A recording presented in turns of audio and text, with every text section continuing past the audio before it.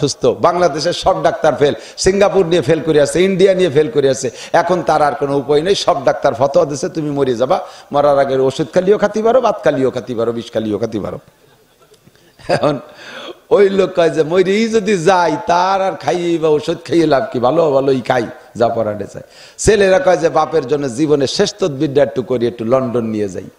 ডাক্তারদের বাঙালি ডাক্তার কাছে বললেন যে আব্বার তো লন্ডন নিতে চাইতে হবে, পয়সা আছে তো, আপনারা একজন ডাক্তার আমাদের সাথে যাবেন, তার সম্পূর্ণ বেতন আমরা বহন করব, যা ইনকাম করেন। সব ওকে করে ডাক্তার ডুক্তার সহ দুই ছেলের সাথে যাবে, বউরা যাবে সাথে, বুড়ো বাপরে নিয়ে যাচ্ছে ধনী মানুষ। হাফেজি হুজুর রহমাতুল্লাহ আলাইহির মুরিদ ছিলেন উনি, হুজুরির কাছে একটু শেষবারের মতো বিদায় দোয়া আনতে গেছে। হুজুর আমি তো চিকিৎসার জন্য বাহিরে যাচ্ছি, একটু দোয়া করেন, একটু দোয়া করেন। তো হুজুরদের স্বভাব কি, যে আসে একটু ফুফা দিয়ে দেয়, একটু পানি নিয়ে এসে পড়িয়ে দেই। হুজুর সেই হিসেবে এক গিলাস পানি পড়িয়ে দিয়েছে, দিয়ে কছে এখন এক ডোক খাও, আর এয়ারপোর্টে যাইয়ে বিমানে উঠার আগে এক ডোক খাইও, আর ওটিতে যাওয়ার আগে, অপারেশনে যাওয়ার আগে এক ডোক খাইও। 3 ডোকে ভাগ করে দিয়েছে, 3 ডোজ। ওই লোক ওই জায়গা থেকে এক ডোক খাইয়া বাড়ি এসে তো বিদায় নিয়ে যাবে, ওখান থেকে হুজুরের সামনেই এক ডোক খাইয়ে বাড়ি আইছে। বাড়ি আসার পরে ছেলেকে কইতেছে যে তোরা রাগ করবেন নাকি, কি হয়েছে? আমার মনে হয় লন্ডন যা লাগবে না, কন্যা সুবহানাল্লাহ, আমার মনে হয় লন্ডন যা লাগবে না, আমার শরীর পুরো সুস্থ লাগতেছে। তো ওরা কইতেছে যে ওই মরার আগে এরকম পাকা পাকা কথা সবাই কয়, বাদ দাও ওঠো। মানুষে যখন জিনা করে তখন তার ইমান থাকে না, যখন চুরি করে তখন তার ইমান থাকে না, যখন কাহার সাথে কোনো দুর্নীতি করে তখন তার ইমান থাকে না। আল্লাহু আকবার। এই বালাম ইবনে বাউরা আল্লাহর এত বড় বন্ধু হওয়ার পরে বস্তা বইরে টাকা দেখে সম্পূর্ণ ঘুলাই গেছে। এবার ওখান থেকে আইসা কয় মুসার সাথে পারলাম না, মুসার আল্লাহর সাথে এভাবে পারা যাবে না, পারার পদ্ধতি একটা আছে। কয় কি পদ্ধতি? কয় পদ্ধতি হলো তোমাদের মধ্য থেকে 70,000 মহিলা, 70,000 মহিলা সুন্দরী নারী বিলকুল ব্যবস্থা করে ল্যাংটা করে মুসার সেনাবাহিনীর মধ্যে ছেড়ে দাও। মুসার সেনাবাহিনী বড় ইমানদার, চাইবে নাই নারীদের সাথে অ্যাক্সিডেন্ট করতে।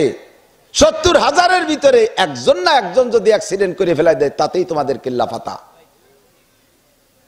আর 2-4টে ছেড়ে দিলেও মেরে ফেলবে, তাতে তার সাথে কিছু হবে না। ছেড়ে দাও একাত্তরে, যে কোনো এক জায়গায় একটা গোপন জায়গায় যে একটা অ্যাক্সিডেন্ট হলি পারা তোমাদের উদ্দেশ্য সফল হয়ে যাবে। আল্লাহু আকবার। মুসা আলাইহিস সালাতু ওয়াস সালামের উম্মতের মধ্যে 70,000 সুন্দরী যুবতী রমণী ছেড়ে দিয়েছে বেবস্ত্র কইরা। মহিলারা ভিতর দিয়ে ডং মারতেছে, ডান্স করতেছে। মুসা আলাইহিস সালাতু ওয়াস সালাম উম্মতকে ডাইকে বলেন, হে উম্মত সাবধান, শয়তানি ফিতনা চলে আসছে, তোমাদেরকে ফিতনার মধ্যে ফেলাবে। ঈমানকে হেফাজত করো, আখলিস দীনাকা ইয়াকফিকাল আমালুল কলিল, তোমার ঈমানকে খাঁটি করো, ঈমানকে সংরক্ষণ করো, ঈমান রে পাহারাদারি করো। এই নারীদের দিকে তোমরা তাকাইবা না। যুদ্ধে যখন আমরা বিজয় হব তখন এই নারীগুলো আমাদের হাতে ধরা পড়ে যাবে, এরা হবে গনিমতের মাল। আমি এই নারীদেরকে তোমাদের মধ্যে বন্টন করে দেব, বান্দি হিসেবে তখন ব্যবহার করতে পারবা, বিবাহ করা লাগবে না, বিনা বিয়ায় তোমরা বান্দি হিসেবে ব্যবহার করতে পারবা, হালাল হবে। তবে যুদ্ধে জয়ের আগ পর্যন্ত একটা নারীর গায়ে হাত দিবা না, হাত দিবা তো ধ্বংস হয়ে যাবা। মুসা আলাইহিস সালাম সতর্ক করে দিলেন। আল্লাহু আকবার। সমস্ত মুজাহিদরা ঈমানি বলে বলিয়ান হইয়া শক্তির সাথে শক্ত ভরে মজবুত হয়ে রইছে। কান্নাহুম বুনিয়ানুম মারসুস, সীসা ঢালা প্রাচীরের মতো শক্ত হয়ে রইছে। একটা নারীর দিকে চোখ তুলে তাকায় না। কিন্তু একটা মহিলা সবচাইতে বড় সুন্দরী, নাম তার কুসাই বিনতে সুর। কুসাই তার নাম, বাপের নাম সুর। এই কুসাই বিনতে সুর ওর ভিতরে সবচেয়ে সুন্দরী, খুব হ্যান্ডসাম। এ চোখে পড়ে গেছে মুসা আলাইহিস সালামের সেনাবাহিনীর একটা গ্রুপের কমান্ডার জমজম ইবনে সলুম, মুসলমান। জমজম ইবনে সলুম একটা ব্রিগেডের প্রধান, তার সামনে কুসাই বিনতে সুর পড়ে গেছে। এখন জমজমকে ধরছে শয়তানে। জমজম কুসাই বিনতে সুরকে নিয়ে তাবুর মধ্যে নিয়ে আটকাইয়া মুসা আলাইহিস সালামের কাছে অনুমতি চাইতে গেছে। হযরত অনুমতি দেন, আমি ওরে বিয়ে করি। বিয়ে করার অনুমতি না দিলে কিন্তু এমনিতে নরমালি অ্যাক্সিডেন্ট হয়ে যাবে, আমি আর আমাকে সামলাইতে পারতেছি না। এমন একটা পাগলামি শুরু করে দিয়েছে। মুসা আলাইহিস সালাম বলতেছেন, ইসবির, সবর কর, যুদ্ধে জয় পরাজয় একটা ফয়সালা হোক, এরপরে যা করিস করিস, আপাতত মাফ কর। মুসা আলাইহিস সালামের কথা না শুনে এই জমজম ইবনে সলুম যাইয়া কুসাই বিনতে সুরের সাথে অপকর্মে রত হয়ে গেছে। যখনই শুরু হয়ে গেছে আল্লাহর গজব, ওই কুসাইবেনতে সূরা জমজম ইবনে সুলুমের কারণে একটা ব্রিগেডের উপরে খোদার গজব। উনার অধীনে যত সৈন্য ছিল সমস্ত সৈন্যগুলো বিভিন্ন রোগে মাত্র 2, 4, 5, 7, 10 মিনিটের ভিতরে শেষ হয়ে গেছে। হঠাৎ করে একটা গজব আইসা খবর চলে গেছে মুসা আলাইহিস সালামের কাছে।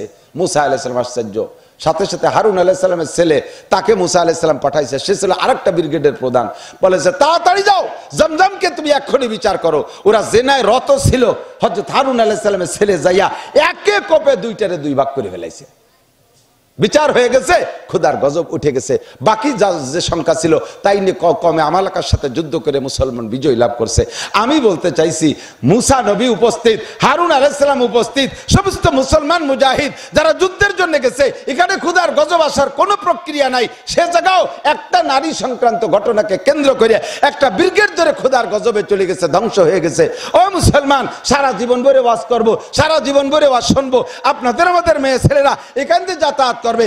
একটা মেয়ের গায়ে যদি একটা ছেলে হাত দেয়, একটা অ্যাক্সিডেন্ট যদি ঘটে, ওরা তো ওয়াজ শুনতে আসে নাই, আর এক শ্রেণীর যুবক আছে ওয়াজ শুনতে আসে নাই, এখান থেকে ওখানে চানাচুর বাদাম সাপ্লাই দেওয়ার জন্য আইছে। যদি একটা অ্যাক্সিডেন্ট ঘটে যায়, এরকম মাহফিলে কাজ হবে না, খোদার গজব আসবে, মায়ের খেতে হবে। আল্লাহ তাআলা হেফাজত করে বলেন আমিন, আরো বলেন আমিন। এই যে গাজার মুসলমানরা প্রথম দিন 7 তারিখে যাইয়া নারী পুরুষ একসাথে ধরে নিয়ে গেছে, আর নারী পুরুষ একসাথে ধরে নিয়ে গেছে কয়েকশো, ধরে নিয়ে আটকাইছে। তার ভিতরে যুবতী মাইয়া 2 প্রথম দিন ছাড়ছে। তাদের কাছে জিজ্ঞেস করা হয়েছে, ওরা যেমন স্বভাবের, ওরা মনে করছে মুসলমান ওই স্বভাবের, ওরাই সুন্দরী মেয়েদেরকে ধরিয়ে নিয়ে কিভাবে অন্যায় করে, ধর্ষণ করে, জিনা করে, উভয় দিক দিয়ে করে।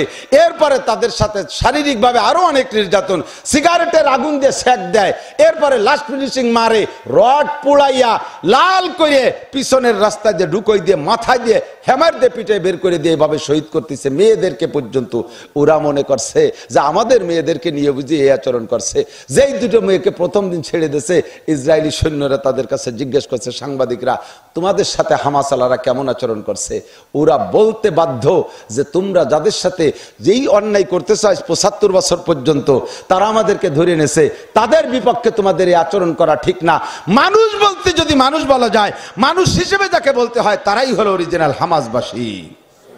মেয়েরা স্বীকৃতি দিয়েছে, তারা আমাদেরকে তাদের মতো খাওয়াইছে, আমাদেরকে তোষকের উপরে ঘুমাইছে, আমাদের জন্য ডাক্তার 5 জনের জন্য একটা ডাক্তার নির্দিষ্ট করে দিয়েছে, ডাক্তাররা নিয়মিত ওষুধ পানি দিয়েছে, আমাদের সময় মতো গোসল করার সুযোগ দিয়েছে। তারা যে খানা খাইছে আমাদেরকে সেই খানা খাওয়াইছে, একই দস্তারখানে বসে আমরা খানা খাইছি। মানুষ যে এত ভালো হয় এটা বলে শেষ করতে পারবো না, বুঝাইতে পারবো না। এই প্রশংসা করার কারণে সে মেয়ে 2 উপরে আবার ইসরায়েল আলারা আলাদা রকম নির্যাতন শুরু করে। ভালো মানুষ বলে তাদের প্রশংসা কেন করলি? কুত্তর বাচ্চারা তারা যেমন মানুষকে সেরকম মনে করে। আল্লাহর রহমতে মুসলমান হতে ওই রকম ইমানের অধিকারী, কথা বলেন ঠিক না? মর্দে মুজাহিদ যুবক তারা সুন্দরী মেয়েদেরকে ধরে এনেছে, গনিমতের মাল হিসেবে ব্যবহার করা জায়েজ আছে, কিন্তু তারা তা না করে তাদের সতীত্ব হেফাজত করছে, তাদের পাহারাদারি করছে, তাদের সবকিছু দিয়েছে। আমার মা বোনরা যেখানে যেরকমই যাই না কেন, দিন শিক্ষা ফরজ, তলাবুল ইলমি ফারিদাতুন আলা কুল্লি মুসলিমিন ওয়া মুসলিমাত। দ্বীনি ইলম শিক্ষা করা প্রত্যেকটা মুসলমান নর নারীর উপরে ফরজ, কথা বলেন ফরজ কিনা? সবার উপরে ফরজ। কার কবরে কতটুক ফরজ? মহিলাদের মুফতি মুহাদ্দিস শাইখুল হাদিস ফরজ না, কারণ তারা ওয়াজ করবে না, মসজিদের ইমামতি করবে না, ঈদের নামাজের ইমামতি করবে না, জানাজার নামাজের ইমামতি করবে না, ভাষণ বক্তৃতা দেবে না। মহিলাদের অত বড় মুফতি মুহাদ্দিস হওয়ার দরকার নাই। তাদের ইলমুল হাল, নিজেদের জীবনযাপন সতীত্ব রক্ষা করতে নামাজ, কালাম, ওযু, গোসল, পয় পরিষ্কার, পবিত্রতা, পরিচ্ছন্নতা, স্বামীর খেদমত, শ্বশুর শাশুড়ির খেদমত, ছেলে মেয়ে পরিচর্যা, সংসারের কাজকাম করতে শরীয়ত সম্মতভাবে যতটুক দরকার অতটুক শিক্ষা তাদের জরুরি। তাদের কোরআন শিক্ষা করা জরুরি, তাদের শরীয়তের এই মাসালাগুলো শিক্ষা করা জরুরি। সাধারণ পাবলিক, সাধারণ যারা আছেন, আল্লাহ তাআলাও জানে যে তোমরা সাধারণ পাবলিক সবাই আলেম হবা না। এই জন্য আল্লাহ আপনাদেরকে বাঁচার উপায় করে দিয়েছে, ফাসআলু আহলা যিকরি ইন কুনতুম লা তা'লামুন। তোমরা দৈনন্দিন ওযু তেন যে মাসালাগুলো লাগে এগুলো শিখবা, গোসলের মাসালা শিখবা, নামাজ পড়তে যা লাগে শিখবা, তোমার পয় পরিষ্কারে যা লাগে শিখবা, পোশাক পরিচ্ছদের সুন্নত কি এগুলো শিখবা। ইম্পর্টেন্ট কঠিন কোনো জরুরি মাসালা বাজে গেলে তোমরা সাধারণ পাবলিক এগুলো জানবা না। ওটা জানার জন্য তোমাদের মধ্যে বিশেষজ্ঞ বড় বড় আলেম 2-4 জন থাকবে। ফাসআলু আহলা যিকরি ইন কুনতুম লা তা'লামুন। যে বিষয় না জানবা যোগ্য আলেমের কাছ থেকে সেটা জেনে নেবা। এই জন্য ফাঁকে ফাঁকে বড় আলেম থাকতে হবে। বাকি সবাইরে মুফতি মুহাদ্দিস হওয়ার হুকুম আল্লাহও দেয় নাই। আপনারা সবাই দুনিয়ার সব কাজ কাম করবেন। পড়বেন, কিন্তু দৈনন্দিন চলতে ফিরতে নামাজ কালামের যে মাসালাগুলো লাগে এগুলো দরকার আছে না নাই? কথা বলে লাগবে না? আমরা নামাজের ভিতরে সূরা ফাতিহা পড়ি, পড়েন সূরা ফাতিহা, পড়তে পড়তে পরাণ বেরিয়ে গেছে নাকি? কথা কয় না? পড়তে পড়তে বিরক্ত হয়? সূরা ফাতিহা শুনতে শুনতে কি বিরক্ত লাগে? হুজুর আর কত কাল এক আলহামদুলিল্লাহ সূরা পড়বেন, এই বাদ দেন দি, এ কেউ কইছে কোনোদিন? যদি একটারে শুনতে শুনতে বারবার বিরক্ত লাগে, তাহলে আপনারা আমি কব তুমি তোমার আব্বারে 30 বছর ধরে আব্বা কস, আর নেতা আব্বা ক বাদ দিয়ে মেবাই কই ডাও। আব্বারে যদি 60-70 বছর আব্বা কলিও এর ভিতরে বিরক্তি না আসে, উক্তেগি না আসে, আমুহ, আমাকে গ্রাম্য বাংলায় কয় আমুহ পানা না আসে, তাহলে এই কোরআনের কিতাব, কোরআনের ভিতরে আল্লাহ তাআলা এমন মুজিজা রাখছে, অবি তাকরারে তুলাতে লাম ইয়ামুল, জীবন ভরে তেলাওয়াত করলে এর মধ্যে কোনো বিরক্তি আসে না। আমাদের খুলনা বিশ্ববিদ্যালয়ের একজন প্রফেসর, এই প্রফেসর শিক্ষকতা নেওয়ার পরে কোরআন শরীফ পড়া শিখছে। মাওলানা আব্দুল কুদ্দুস সাহেব বলতেছিলেন যে এই প্রফেসর সাহেব আগে কোরআন শরীফ পড়তে পারতেন না, যখন কোরআন শরীফ পড়া শিখছে এত কোরআন শরীফ তিলাওয়াত করে, মসজিদে আসে আগে, আইসেই জামাত পর্যন্ত তিলাওয়াত, জামাতের পরে সুন্নত পড়ে নফল পড়ে সবাই চলে যায়, এরপরে উনি আরো বসে বসে তিলাওয়াত করে। তা উনি বলতেছেন, আমি একদিন স্যাররে কইলাম, স্যার আপনার কোরআন শরীফ পড়ার এরকম অভ্যাস হলো কি করে? কয় যে হুজুর জীবন ভরে আপনাদের মুখে শুনি, তেলাওয়াত শুনলে যে মজা পাই দুনিয়ার কোনো গান গজলে এই মজা পাই না। মনের ভিতরে একটা জ্বালা, কত ইংরেজি পড়লাম, কত বাংলা শিখলাম, কত অঙ্ক শিখলাম, কত কিছুই করলাম, আমি কোরআন শরীফ পড়ে শিখলাম না। আমার জীবন সবই মিথ্যা, আমার জীবনের এক পয়সারও দাম নাই, আমি কোরআন পড়তে পারি না। আমাকে নিজের ধিক্কার দিতে দিতে আমি চেষ্টা করলাম যে কোরআন পড়া শিখবো। আল্লাহ পাক নিজেই বলেছেন ওয়ালাম ইয়াজআল্লাহু ইওয়াজা, কোরআন শরীফের ভাষা সবচাইতে সহজ, কোরআন শিক্ষা করা যত সহজ অন্য ভাষা শেখা অত সহজ না। আমরা বাঙালি বাংলা ভাষায় কথা বলি, এখনো পর্যন্ত কঠিন বাংলা উচ্চারণও করতে দিতে পারি না, কঠিন বাংলা তরজমা বুঝি না, লিখতে দিলে দেখবেন লিখতেও পারবেন না, সংযুক্ত হরফ কোনটা দিয়ে কোনটা মিশে এই একটা হরফ হয়, এইটাও বোঝা বড় কঠিন। কথা বলেন ঠিক ঠিক না? বিজ্ঞ ব্যঞ্জন এই সমস্ত হরফগুলো কি দিয়ে তৈরি হয়, কয়জন বলতে পারবেন, কয়জন লিখতে পারবেন? ইংরেজি লেখে একটা পড়ে আর একটা, ইংরেজি লেখে জ পড়ে গ, লেখে ট পড়ে চ, লেখে ট পড়ে স, ইলেকশন, প্রোটাকশন, TION শন, CHL কে চক, তে এল লাগলো কোন জায়গায়? একজন কে ডেহি লিখতে কোন চ লাগে? ডেহি লিখতে স লাগে নাকি? তো ডেহি লিখতে যেমন স লাগে না, চক লিখতে এল লাগবে না, তার এল পড়িস আবার লেখিস আবার তা পড়িস লেখা MOTHER, মতিয়ার, কয় মাদার, লেখে একটা পড়ে একটা, এটা হারামজাদা ভাষা। হারামজাদা মানে যার বাপের ঠিক নাই, জন্মের ঠিক নাই, লেখে একটা পড়ে আর একটা। আল্লাহর কোরআনের ভিতরে ওই সমস্যা নাই, সদ লেখে সিন পড়ি না, সা লেখে সিন পড়ি না, যা লেখি তাই পড়ি, দদ লেখে দাল পড়ি না, যা লেখে জাল পড়ি না, নুন লেখে কাপ পড়ি না, যা লেখবো তাই পড়বো। ওয়ালাম ইয়াজআল্লাহু ইওয়াজা, আল্লাহর কোরআন বড় সহজ। ও বান্দা, সহজ কোরআন কেন তুমি পড়লে না?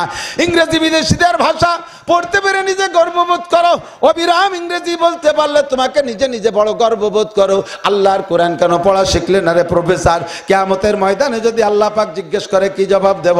আমি সেই থেকে প্রতিজ্ঞা করলাম, মাত্র 61 দিনে কোরআন শরীফ শুদ্ধ করে পড়া শিখে ফেলাইছি, সেই থেকে কোরআন শরীফ পড়ি।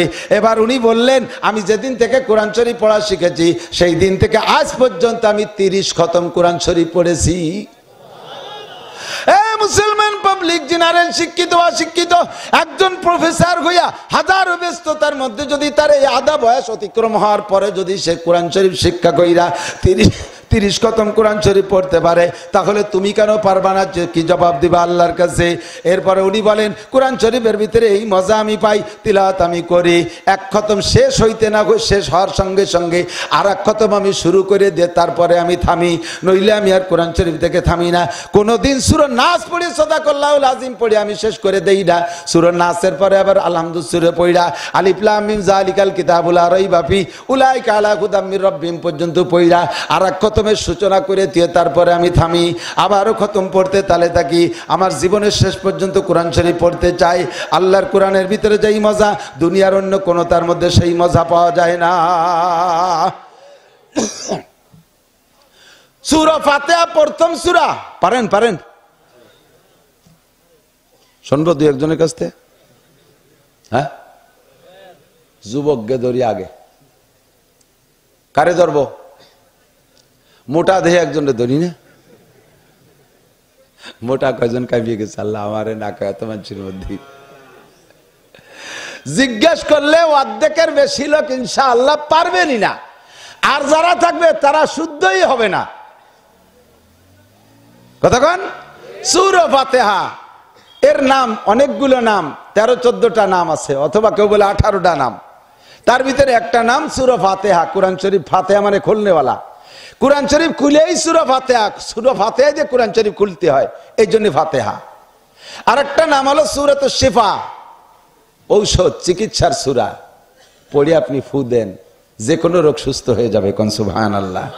যে কোনো রোগ সুস্থ হবে সূরা ফাতিহা। হুজুর আপনি দেন, আমি সাহস পাই না। তবে আমার বিশ্বাস আছে সূরা ফাতিহা পড়ে ফু দিলি সুস্থ হয়। সাহাবায়ে কিরামদের একটা দল গেছে এক এলাকায় দাওয়াতের কাজে।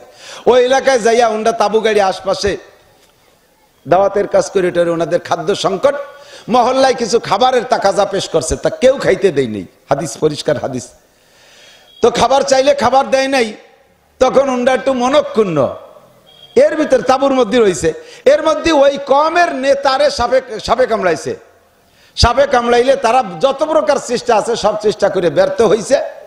এরপরে ওনাদের কাছে আইসে বলতেছে যে আমাদের নেতারে লুদিগা সাইয়েদুনা, হাদিসের শব্দ এরকম, লুদিগা সাইয়েদুনা, আমাদের নেতারে সাপে কামড়াইছে, তোমাদের মধ্যে কি কেউ আছে এই তদবির করার মতো?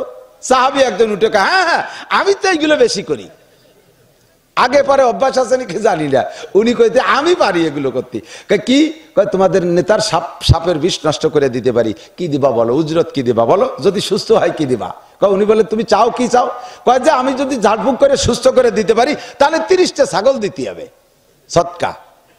ওরা কয় 30-50, যা চাও আগে নেতারে সুস্থ করো। কন্টাক্ট হয়ে গেছে 30 ছাগলে। উনি সূরা ফাতিহা পড়ে ফু দিয়েছে আর নেতা পূর্ণ সুস্থ হয়ে গেছে। দাও 30 ছাগল, ওরা কথা অনুযায়ী 30 ছাগল দিয়ে দিছে, নেতা পুরো সুস্থ। আল্লাহু আকবার। নিয়ে আসছে কওমের কাছে। এখন উম্মতের ভিতরে ইখতিলাফ শুরু হয়ে গেছে, এই ছাগল খাওয়া জায়েজ কি জায়েজ না। আল্লাহ পাক কইছে, ওয়ালা তাশতারু বি আয়াতি সামানান কালিলা, আমার কোরআনকে দুনিয়ার সামান্য সামানের বিনিময়ে বিক্রি করো না। এই আলহামদুলিল্লাহ 30 ছাগলের বিনিময়ে বিক্রি করে নিয়ে আইছে এই লোক। একে খাওয়া হালাল না, না হালাল আরাম, এ না শুনে মিলে খাওয়া যাবে না। ওই ছাগল আর জবই টবই না দিয়ে না খাইয়ে ছাগল টাগল সহ হুজুরির কাছে চলে আসছে। আচ্ছা বলতে, হুজুর আমাকে নিয়ে এই কবিরাজি আর সেই জাদুগিরি করিয়ে এই যে সূরা ফাতিহা পড়ে কোরআন শরীফ বিক্রি করে 30 ছাগল নিয়েছে, কি এরা যাবে কন? হুজুর বলেন, এই তোমারে কে শিখাইলে যে সূরা ফাতিহা পড়ে ফু দিলি বেরে সাপের বিষ নষ্ট হয়? হুজুর আপনি বলেছেন সূরা ফাতিহার নাম সূরাতুশ শিফা, এতে ঝাড়ফুঁক করলে যে কোনো রোগ সুস্থ হয়, তাহলে এ তো সাপে কাটা রোগের রুগী, আমি ফু দিলি কেন সারবে না? আমি ফু দিচ্ছি, সুস্থ হয়ে গেছে, আমি কন্ট্যাক্ট করে নিচ্ছি 30টা ছাগল দিতে হবে, তা তো দিয়েছেন, খাবো কি খাবো না? হুজুর কয় তোমরা কটা জবাই দেখা আর আমারে কটা দাও। শুনে দেখেন মুহাদ্দিস সাহেবের কাছে আছে না নাই? তোমরা কটা খাও, আমারে কটা দাও। তাতে বোঝা যায় যে এই ঝাড়ফুঁক করে পয়সা নিয়ে খাওয়া জায়েজ, সদকা, এটা দুনিয়ার উদ্দেশ্যে জায়েজ আছে, দুনিয়ার তদবিরের জন্য। জালালি খতম পড়বো, আপনার 1 লাখ 1.25 লাখ খতম পড়িয়ে দেবো, আপনার অসুখ বিসুখ সেরে যাবে, আপনি আমার কিছু দেবেন না, আমি আপনার বাড়ি বসে ফলবো কি জন্য? তবে নেকির উদ্দেশ্যে মরহুমদের রুহের মাগফিরাত, ইসালে সওয়াবের জন্য আলহামদুলিল্লাহ পড়ে কিছু খাওয়া জায়েজ নাই, বুখারী শরীফ পড়ে খতম করে দিলেও পয়সা নেওয়া জায়েজ নাই, খানা খাওয়া জায়েজ নাই, কোরআন শরীফ পড়ে দিয়ে তার বিনিময়ে পয়সা নেওয়া জায়েজ নাই, খাওয়া জায়েজ নাই, মিলাদ পড়েও পয়সা খাওয়া জায়েজ নাই, খানা খাওয়া জায়েজ নাই, যদি মাইয়েতের রুহের মাগফিরাত অথবা তার ইসালে সওয়াব উদ্দেশ্য হয়। আর দুনিয়ার কোনো স্বার্থ সিদ্ধির জন্য তাবিজ কবজ দিয়ে ঝাড়ফুঁক করে পয়সা নেওয়া জায়েজ আছে। বলতে চাইছি সূরা ফাতিহা উপকার যার জবান যেমন তার জবানের কার্যকারিতাও সেরকম। হাফেজি হুজুর রহমাতুল্লাহ আলাইহির কাছে হুজুরের এক ভক্ত ছিল, এই ভক্ত সুস্থ, বাংলাদেশের সব ডাক্তার ফেল, সিঙ্গাপুর নিয়ে ফেল করে আছে, ইন্ডিয়া নিয়ে ফেল করে আছে, এখন তার আর কোনো উপায় নেই, সব ডাক্তার ফতোয়া দিচ্ছে তুমি মরে যাবা, মরার আগে ওষুধ খালিও খাতে পারো, ভাত খালিও খাতে পারো, বিষ খালিও খাতে পারো। এখন ওই লোক কয় যে মরেই যদি যাই তার আর খাইয়ে বা ওষুধ খাইয়ে লাভ কি, ভালো ভালোই খাই যা পড়াতে চাই।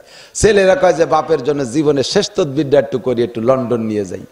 ডাক্তারদের, বাঙালি ডাক্তার কাছে বললেন যে আব্বার তো লন্ডন নিতে চাইতে হবে, পয়সা আছে তো, আপনারা একজন ডাক্তার আমাদের সাথে যাবেন, তার সম্পূর্ণ বেতন আমরা বহন করব, যা ইনকাম করেন। সব ওকে করে ডাক্তার ডুক্তার সহ 2 ছেলের সাথে যাবে, বউরা যাবে সাথে, বুড়ো বাপরে নিয়ে যাচ্ছে, ধনী মানুষ। হাফেজি হুজুর রহমাতুল্লাহ আলাইহির মুরিদ ছিলেন উনি, হুজুরির কাছে একটু শেষবারের মতো বিদায় দোয়া আনতে গেছে। হুজুর আমি তো চিকিৎসার জন্য বাহিরে যাচ্ছি, একটু দোয়া করেন, একটু দোয়া করেন। তো হুজুরদের স্বভাব কি, আসে একটু ফু দিয়ে দেয়, একটু পানি নিয়ে এসে পড়িয়ে দেই। হুজুর সেই হিসেবে 1 গ্লাস পানি পড়িয়ে দিয়েছে, দিয়ে কছে এখন 1 ডোক খাও, আর এয়ারপোর্টে যাইয়ে বিমানে উঠার আগে 1 ডোক খাইও, আর ওটিতে যাওয়ার আগে, অপারেশনে যাওয়ার আগে 1 ডোক খাইও। 3 ডোকে ভাগ করে দিয়েছে, 3 ডোজ। ওই লোক ওই জায়গা থেকে 1 ডোক খাইয়া বাড়ি এসে তো বিদায় নিয়ে যাবে, ওখান থেকে হুজুরের সামনে 1 ডোক খাইয়ে বাড়ি আইছে। বাড়ি আসার পরে ছেলেকে কইতেছে যে তোরা রাগ করবেন নাকি? কি হয়েছে? আমার মনে হয় লন্ডন যা লাগবে না। কন্যা সুবহানাল্লাহ। আমার মনে হয় লন্ডন যা লাগবে না, আমার শরীর পুরো সুস্থ লাগতেছে। তো ওরা কইতেছে যে ওই মরার আগে এরকম পাকা পাকা কথা সবাই কয়, বাদ দাও, ওঠো। গুছাই গুছাই নিয়ে গেছে। বিমানে উঠার আগে 1 ডোক খাইয়ে ছেলেদের চাইতে সুস্থ, বিমান ভরে তুত্তুর হয়ে বেড়াচ্ছে বুড়ো। ওখানে যাইয়া ওটিতে যাওয়ার আগে 1 ডোক খাইয়া এবার ওটিতে হাসপাতালে ভর্তি হয়েছে, অপারেশন থিয়েটারে শোয়া। ডাক্তার এসে পরীক্ষা নিরীক্ষা করতেছে, রক্ত, পেশাব, পায়খানা, আউও লাকের মেশিনের মধ্যে ওই দিয়ে বাড়ি ফেলাইছে। কোন জায়গায় একটা রিপোর্ট আসলো না যে তার শরীরে কোনো একটা সাধারণত থেকে সাধারণ একটা রোগ আছে, কিচ্ছু নাই। যেই ক্যান্সারের জার্ম নিয়ে গেছে বাংলাদেশ থেকে, বহুত রিপোর্ট, সিঙ্গাপুরের রিপোর্ট, ইন্ডিয়ান রিপোর্ট, সব রিপোর্ট সাথে আছে, সবগুলো মিলে আর ওই জায়গার রিপোর্ট মিলে কিচ্ছু নাই। এখন ওই জায়গার ডাক্তাররাই বাঙালি ডাক্তারে গালাগালি হতেছে, ফরিয়ে যাও তোমরা লন্ডনেতে, বাড়ি দেখে আবাল হয়ে যাও নাকি? খালি বস্তা বস্তা টাকা খাও, ডাকাতি করো, এর তো কিচ্ছু নাই, নিয়েছিস কে?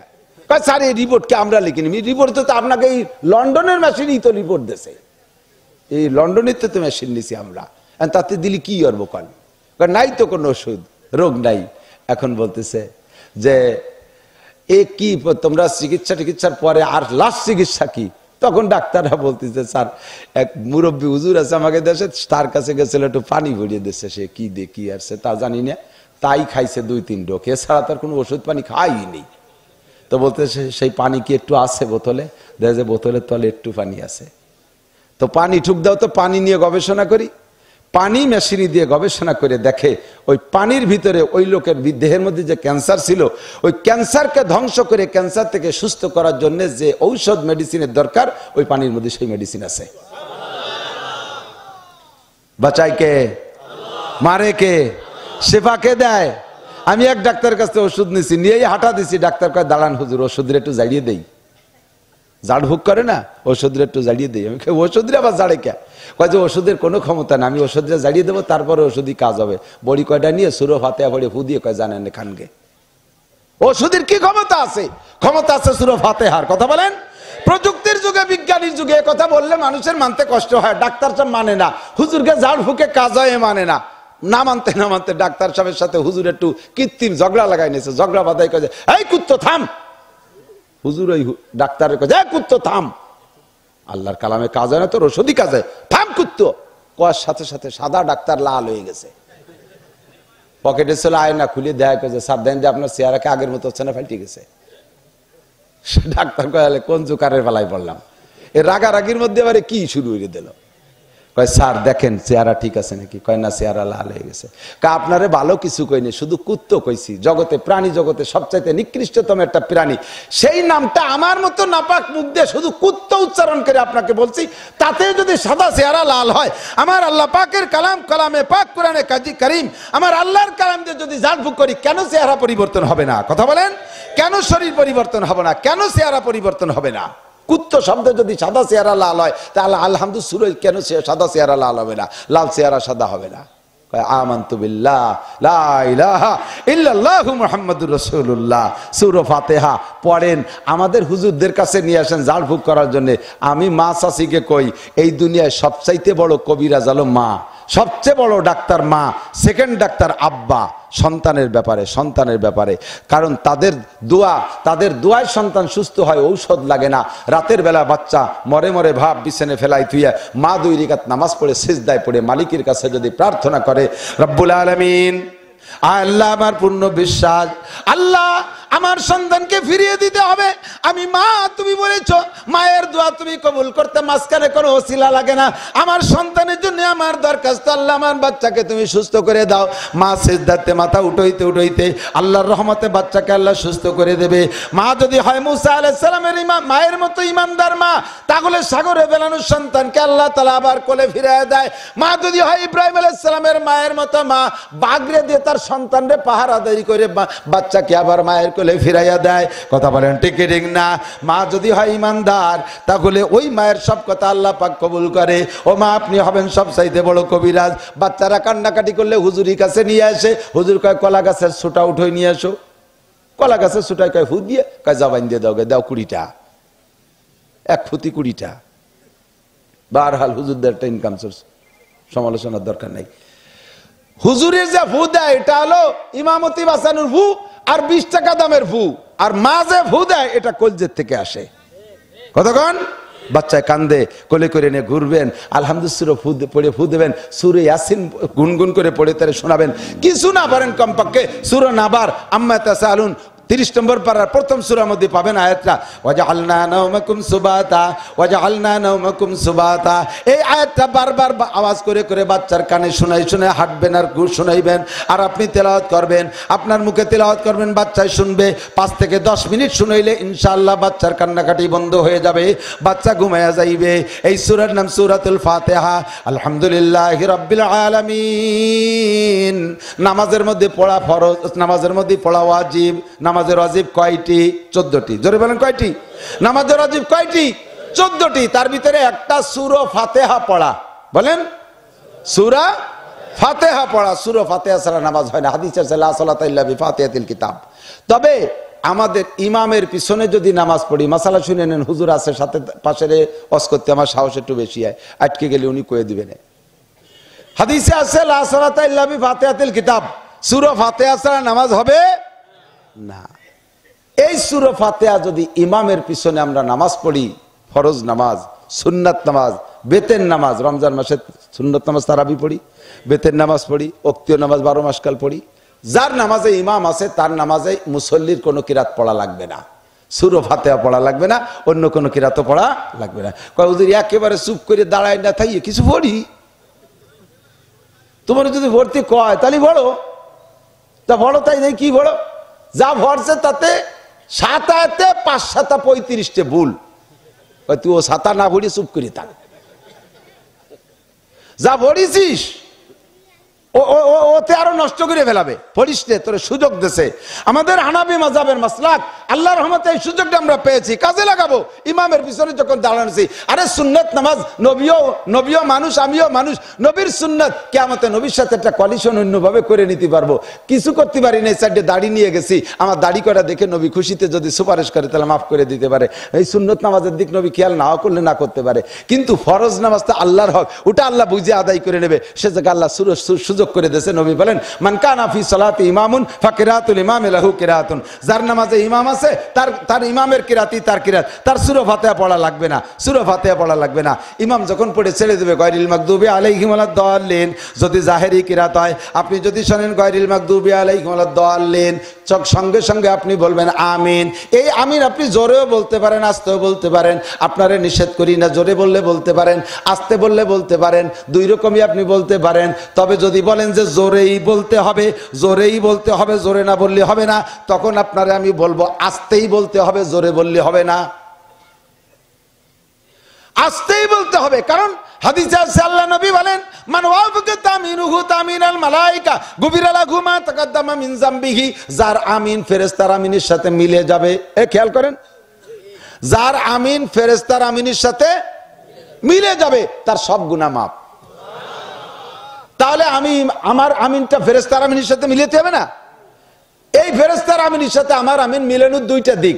একটা হলো ফেরেশতারা যে সময় বলে আমিও সেই সময় বলবো, আরেকটা হলো ফেরেশতারা যে আওয়াজে বলে আমিও সেই আওয়াজে বলবো, তাহলে হুবহু মিলবে আর সব গুনাহ মাফ। আমি একদিক দিয়ে মিলাইছি, ফেরেশতারা যখন বলে আমিও তখন বলছি, তখন কখন? ইমাম যখন ওয়ালাদ-দাল্লিন করে ছেড়ে দিচ্ছে সেই সময়। মসজিদের মধ্যে ফেরেশতা আছে, আমার গায়ের সাথে ফেরেশতা আছে, এরা আমিন বলছে, সেই সাথে সাথে আমিও বলছি, একদিক দিয়ে মিলাইছি, অর্ধেক গুনাহ মাফ। আর একদিক দিয়ে কোন দিক? ফেরেশতার সাথে মিলাও, তাহলে সব গুনাহ মাফ। আপনি তো তা মিলেন নাই, আপনি অর্ধেকে মিলেছেন আর অর্ধেকে মিলেন নাই, অর্ধেক গুণা থাই যেতে পারে। এই জন্য পুরো মিলানোর জন্য আপনি আসতেই বলতে হবে। কতক্ষণ ঠিক ঠিক না? আগে বলছি জোরেও বলতে পারেন, আসতেও বলতে পারেন। হাদিসে কোনো এ ব্যাপারে কোনো বাধ্যবাধকতা নাই, তবে বলার ভিতরে আওয়াজ জোরে না হলেও একটু টেনে বলতে হবে। আমিন, একটু মাদ্দা বিহা সৌতাহু, এই আওয়াজটা একটু টানা, মানে যে শব্দ বলতেন শব্দটা একটু টেনে বলা আমিন, কিন্তু জোরে না, আসতে বলতে হবে। এবার সূরা ফাতিহা যদি ইমাম সাহেব পড়েন আর আপনারা পড়েন, আমার দিক এর এক একটা মাসালার দাম 60 বছর নফল নামাজ ও নফল রোজার চাইতে বেশি। মনে রাখবেন, সূরা ফাতিহা নামাজের মধ্যে পড়ার সময় আপনি প্রত্যেক আয়াত পড়ে পড়ে ছেড়ে দেবেন, প্রত্যেক এক একটা আয়াত পড়ে ছেড়ে দেবেন। হুজুর সাক্ষী, হাদিসের কিতাব, হাদিসের মধ্যে আছে ইমাম যখন বলে আলহামদুলিল্লাহি রাব্বিল আলামিন, বান্দা যখন বলে আলহামদুলিল্লাহি রাব্বিল আলামিন, সব প্রশংসা কার? যেহেতু রব্বুল আলামিন আল্লাহ সারা জগতের প্রতিপালক, এই জন্য সব প্রশংসা আল্লাহর। এই কথা যখন এদিক এই আয়াত পড়ে যখন আপনি ছেড়ে দেন আলহামদুলিল্লাহ রাব্বিল আলামিন, তখন আল্লাহ পাক সঙ্গে সঙ্গে একটা জব দেয়, সেটা হলো আল্লাহ কয় হামিদানি আব্দি, বড় খুশির সাথে আল্লাহ কয় ও চমৎকার, আমার বান্দা আমার প্রশংসা করেছে। আল্লাহ যে কি খুশি হয়, সঙ্গে সঙ্গে এই জবটা দেয়, হামিদানি আব্দি, বান্দা আমার প্রশংসা করেছে। এরপরে যখন বলেন আর রহমানির রহিম, যখন বলেন আর রহমান আর রহিম, আমার আল্লাহর গুণ রহমান এবং রহিম, পরম করুণাময় দয়াবান আল্লাহ। কথা বলেন ঠিক কি ঠিক না? এই কথা বললে আল্লাহকে আসনা আলাইয়া আব্দি, আমার বান্দা আবারও আমার প্রশংসা করেছে। এরপরে বলবেন মালিক ইয়াউমিদ্দিন, এই মালিক ইয়াউমিদ্দিন বলে ছেড়ে দেবেন। এবার আল্লাহ কয় সাদাকা আব্দি, বিচার দিনের মালিক কে? মাননীয় প্রধানমন্ত্রী শেখ হাসিনা, বিরোধী দলের নেত্রী খালেদা জিয়া, আমাদের বাংলাদেশ সুপ্রিম কোর্টের প্রধান বিচারপতি, এর একটারও খবর থাকবে? যার যার ভাষা নিয়ে আমার বলছে শুরু হয়ে যাবে সেদিন। কিসির আবার বিচারপতি? বিচারপতি কে? এই কথা নামাজের মধ্যে যখন বলেন মালিক ইয়াউমিদ্দিন, আল্লাহ খুশি হয়ে কয় সাদাকা আব্দি, থ্যাংক ইউ। ও বান্দা তুই কি রে বুঝলি যে বিচার দিনের মালিক আমি, তুই সত্য কথাই বলেছিস, আল্লাহ জবাবটা দিয়ে দেয়। এরপরে বলবেন ইয়াকা না'বুদু ওয়া ইয়াকা নাস্তাঈন, ইবাদত তোমারই করি। জোরে বলেন কার? নামাজ ইবাদত, রোজা ইবাদত, তিলাওয়াত ইবাদত, জিকির ইবাদত, ফরজ ইবাদত, ওয়াজিব ইবাদত, টুপি ইবাদত, দাড়ি ইবাদত, মুস্কাটা ইবাদত, জামা জুব্বা ইবাদত, তাহাজ্জুদ ইবাদত, ইশরাক ইবাদত, পীরের দরবারে যায় ইবাদত, তবলিগি যায় ইবাদত, মাদ্রাসায় পড়ে আলেম হয় ইবাদত, ফরজ আদায় করা ইবাদত, পর্দা করা ইবাদত। এই সবগুলো করি কার জন্য? একটু বলেন না কার জন্য? কোন ওয়ালা ইউশরিক বিইবাদাতি রাব্বিহি আহাদা, কোন ইবাদত করতে যে আল্লাহর সাথে কেউকে শরীক করবেন না। ইবাদতের মধ্যে আল্লাহর সাথে শরীক কাকে বলে? আপনি যে ইবাদত করছেন এই ইবাদত যদি আল্লাহ ছাড়া মানুষের সন্তুষ্টি বা মানুষের প্রশংসার লোভে করেন, তাহলে এটা হলো শিরিক ফিল ইবাদত। এই ইবাদতের কোনো বেনিফিট নেই। আমি বহুত জায়গায়, সিজন তো শুরু হয়েছে, মাহফিলের সিজন, আল্লাহ বলেছেন মাস 2 হলো কেবল, আরো তো 4 মাস রয়েছে সামনে। এই ভিতরে বাঁধবে বহুত জায়গা, দেই যে স্টেজে ডাইন পাশে এখন চেয়ার আছে কিন্তু লোক নাই। আমি এই চেয়ারে একজন বসেন, উঠে বসেন একজন, তা কয় না হুজুর ওটা হলো সভাপতির চেয়ার। তা ডাক দেন সভাপতি রে। কয় না উনি একটু রাগ হইছে। কি রাগ হইছে? কয় যে ওনার নাম দেওয়া হয়েছে পোস্টারে, কিন্তু উনি এবার হজ করে এসে সে আল হাজ লেখা হয়নি। এই আল হাজ লেখা হইনি দুঃখী চেয়ারে আইসে বসলো না স্টেজে, আর দেখায় ছেড়ে দিচ্ছে। এবার করলি মাহফিল কর, আগামী বছর দেখায় ছেড়ে দেবো। 8 লাখ টাকা দিয়ে হজ করে আসছি, আর কয় টাকা লাগতো বেশি আমার নামে শুরুতে আলহাজ শব্দটা দিতি? আমি হজ করবার, তোমরা আলহাজ দিতে পারবা না, দেখাই দেবো তোর মাহফিল, যাবো না তোর মাহফিলি। হয়ে গেল। তা তুমি কি হজ করছো কি স্টেজে বসে আলহাজ লেখানোর জন্যে? তোমার আলহাজ হবে কিন্তু হজ হই নেই, মানে হাজিতে আল লাগাই আইছে, স্টেজের টালের গুতো দিয়ে গেল, হাজিতে আল লাগাই আসছে। আপনার তো দাড়ি ছিল না, দাড়ি রাখলেন, কয় যে আর কতদিন, বুড়ো কালে দাড়ি না রাখলে মানসি কি কয়। এই দাড়ি রাখছে বুড়ো কালে কি জন্য? মানসি কি কয় ঠেকানোর জন্য। এই দাড়ি ইবাদত না, এ দাড়ি আল্লাহর জন্য রাখেন নাই। আপনি তো নামাজ পড়তেন না, এখন যে পড়েন, বাড়ি বিটিকে জ্বালায় থাকতে পারি না, সেই জন্য চলিয়েছি। তাহলে এই নামাজ আল্লাহর জন্য না, এটা হলো বিটিকে ঠেকানোর জন্য নামাজ। কথা কন না কেন? চার দোকানে বসে আমি প্রত্যেক বছর নিসাবি চিল্লা দেই। প্রথম দিছি 3 চিল্লা, পরে আবার 3 চিল্লা, এরপরে প্রত্যেক বছর নিসাবি চিল্লা দেই। চিল্লা দেন তা চার দোকানে গল্প মারেন কে? মানুষের কাছে আমির সাহেব সাজার জন্যই, প্রশংসার লোভায়। তোমার সিল্লে হয়ে যাবে, সিল্লে হয়ে যাবে, 1 পয়সারও নেকি পাবা না। আমি যেদিন থেকে চরমুনাই গেছি একবারও একটা বছরও অগ্রাণ ফাল্গুন মিস করি না। করোনা তোমার লাভ হয়, তাই গল্প মারো কে? এই গল্প মারার দ্বারা তোমার চরমুনাই টুনাই যা হয়েছে সব ডেহির ফারে শেষ। মুনাইয়ের বাড়িতেই সব সোজা হয়ে যাবা, কিচ্ছু পাবা না। মসজিদ এটা করে দিয়ে এখানে নেম প্লেট লিখে দাও, আমকের বেটা আমক করে দিছে। ঈদগাহ হল আমার নাম লিখে দিতে হবে। ব্রিজ একটা করিয়া এখানে নাম লিখে দিতে হবে, এক একটা করে নাম লিখে দিতে হবে। এগুলো শিরিক ফেলে ইবাদত। মানুষ মারা যাওয়ার পরে 7 দিনের দিন মিলাদ দেওয়া, শুনে দেখেন জায়েজ আছে কিনা। আমি আপনাদের এলাকায় এসে ফতোয়া দিতে চাচ্ছি না, কোথাও নাই, কোরআন হাদিসের কোনো জায়গা নাই 7 দিন 10 দিন 40 দিনে মিলাদ দিতে হবে, গরু খাওয়াতে হবে, জিলাপি খাওয়াতে হবে, কোথাও নাই। সুন্দর করে বুঝাই দিচ্ছি, বুঝিও গেছে। আবার বাপ আপনারা আগামী সোমবারে আমাদের বাড়িতে আসবেন, দুপুর বেলা দোয়া করবেন, 4 নুন ভাত খেয়ে যাবেন। তুই সকলি যে সেদিন নাসির হুজুর কইলো, আব্দুল সালাম সাহেব কইলো, সেদিন দিয়ে তুই সবচেয়ে ভালো বুঝলি, আজ এবারে কি করিস? বুঝি তো, একেবারে কিছু না করলে মানসি কি কয় কতক্ষণ? এর নাম শিরিক ফিল ইবাদত। কিন্তু আপনি নামাজের মধ্যে বলছেন কি, ইয়াকা নাবুদু ওয়া ইয়াকা নাস্তাঈন, তোমার ইবাদত করি, দাড়ি তোমার জন্য রাখি, কোরআন তোমার জন্য পড়ি, ফরজ তোমারই জন্য করি, নামাজ তোমারই জন্য করি, খরচ তোমারই জন্য করি, তাবলীগি তোমারই জন্য যাই, মসজিদ তোমার জন্য করি, মাদ্রাসা তোমার জন্য করি, সব ইবাদত তোমারই জন্য করি, আল্লাহ তোমারই জন্য করি। এই কথা বললেন প্রথম অংশে। শেষে বললেন যেহেতু সবটা তোমার জন্য করি, নাস্তাইন, সাহায্য তোমার কাছে চাই। আমি হাসিনের কাছে চাইতে পারবো না, এমপি মন্ত্রীর কাছে চাইতে পারবো না, চেয়ারম্যান মেম্বারের কাছে চাইতে পারবো না, সাহায্য তোমার কাছে চাই। যা যা লাগবে আমি না জানলেও তুমি জানো। আমার কি কি লাগবে সবটা কি আমি জানি? আরে কথা কয় না রে। যুবক, তোমার কি লাগবে সব তুমি জানো না, জানে কে? সৃষ্টিকর্তা আল্লাহই জানে, ঠিক না? মেশিন বানাইছে যে, ওই মেশিনই জানে না যে আমার কি কি লাগবে, কি কি হলে আমি মেশিন হই। মেশিন বানানিওয়ালা জানে যে মেশিনের কি কি লাগবে, কোন জায়গা গ্রিস লাগবে, কোন জায়গা মোবিল লাগবে, কোন জায়গা তেল লাগবে, কোন জায়গা কি লাগবে, কোন জায়গা ওয়াশার লাগবে, কোন জায়গা নাট বল্টু লাগবে, সব মেশিন বানানোওয়ালা জানে, মেশিনই জানে না। আমার কি লাগবে, আমি একটা মেশিন, আমি জানি না। আমার বানানোওয়ালা আমার আল্লাহ, আল্লাহই জানে আমার কি লাগবে। আমি এক কথাই বলে দিছি, ইয়াকা নাবুদু ওয়া ইয়াকা নাস্তাইন। এই আয়াতের মধ্যে 2টি অংশ লক্ষ্য করছেন নাকি? একটা হলো আল্লাহর ইবাদত করি বলে বললাম, এরপরে আমার প্রয়োজনটা চাইলাম। এই আয়াত বলার পরে আল্লাহ জবাব দেয়, হাজা বাইনি ওয়া বাইনা আবদি, বাইনি ওয়া বাইনা আবদি ওয়ালি আবদি মা সাআলা। এই আয়াতটার মধ্যে 2টি অংশ, অর্ধেক আমার আর অর্ধেক আমার বান্দার। আমার টুক আমি পাইয়ে গেছি, আমার বান্দার টুক আমি দিয়ে দিলাম। এইভাবে আয়াতটা কেটে কেটে পড়লি ফাঁকে আল্লাহ এই কয়। আর আপনি যদি একে টানে মারি দেন, আলহামদুলিল্লাহ, হঠাৎ দলিন, মাঝে কি কইছে হঠাৎ দলিন, আল্লাহ তো কিছু ক্ষতি সুযোগই ভালো না। আপনারে যে দেবে দিয়ার ভাগটাই তো ভাই নেই। কখনো আবেশ সাবরা তারাবির নামাজেও ওইরকম গলামে সুরো ভাতে পড়বা না, শুনলে আমার পরাণ কাঁপে। যারা তর্জমা বোঝে না হুজুরের কাছে শুনে দেখেন, যারা তর্জমা বোঝে ইমাম সাহেব কিরাত পড়লে তর্জমার দিক লক্ষ্য করে থাকে। আমি তো মাঝে মাঝে বলি কিরাত, এই জেল্লাতুল কারি এটা বাবি আছে, নুরুল ইজাবিদের সব হাদিসে ফতর কিতাবেও আছে। কিরাতের উচ্চারণ এবং কিরাত পড়ার নিয়ম, এটা অধিকাংশ ইমামরা ফলো করে না। এ জায়গায় তেট্টু, ও জায়গায় তেট্টু, খোঁজ খাবলা পড়িয়ে রুকুতি চলে যায়। যে জায়গাতে যে আয়াত পড়িয়ে রুকুতি চলে গেল, ওর পরে আর একটা আয়াত পড়লি বারা বিষয়ের আলোচনাটা কমপ্লিট হয়, ওইটা বাদ দিয়ে চলে গেল। এমন খারাপ ঠেয়ে সূরা ইজাসসামাউন ফাতারাত ওয়াইদাল কাওয়াকিবুন তাসারাত, হেফজ কোরআন শরীফে এই সূরাটা পৃষ্ঠার শেষে থেকে শুরু, 2 লাইন আছে শেষ পৃষ্ঠায় শুরু, আর বাকিটা পরের পৃষ্ঠায়।